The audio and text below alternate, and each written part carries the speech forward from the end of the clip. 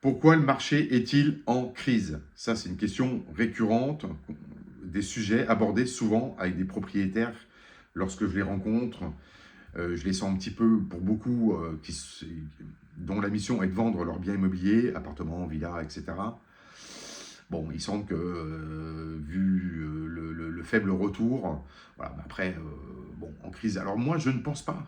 Je crois pas. Je crois pas. Évidemment, c'est un peu plus dur vu le contexte économique actuel. C'est certain que c'est un peu plus compliqué. Il y a l'absentéisme aussi des étrangers qu'on a connus les années précédentes, qui étaient des acheteurs fréquents et récurrents ici dans le sud.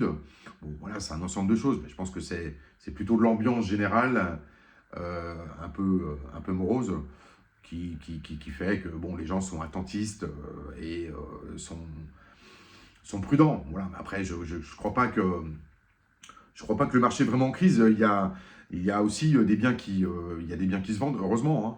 Heureusement, alors je pense que sur des biens vraiment très très haut de gamme, la démarche est un petit peu différente. Sur des biens conventionnels, on va dire, c'est beaucoup plus facile. Mais après, voilà, je pense que si vous êtes au prix du marché, ou dans tous les cas dans les cordes, vous trouverez un acquéreur. Voilà, je pense, la demande, elle est là. La demande, elle est là, puisque je fais des avis de valeur pour des acquéreurs dans le cadre de financement bancaire. Donc, je prends un peu la température et je pense honnêtement que la demande est là, mais tout le monde est un peu prudent, les banques aussi d'ailleurs. Donc voilà, ok. Donc, si vous avez, si vous êtes à la vente, si vous avez votre bien à la vente, vous vous posez un petit peu des questions, ce qui est normal.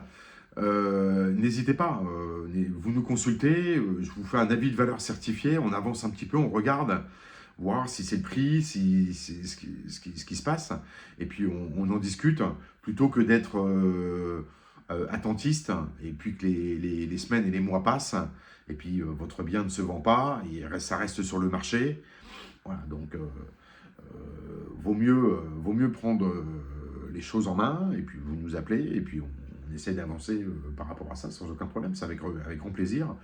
Voilà, il faut un avis de valeur. Là, j'en fais assez régulièrement. J'en ai fait encore il n'y a pas très longtemps sur un appartement à Cannes. Alors, baissé, il était un petit peu cher, c'est clair, c'est vrai. Il était un petit peu cher. Bon, les propriétaires ont compris, parce que c'est vrai que l'avis de l'expert, un petit peu différent quand même par rapport aux professionnels de l'immobilier, si c'est un agent mandataire ou ce genre de choses.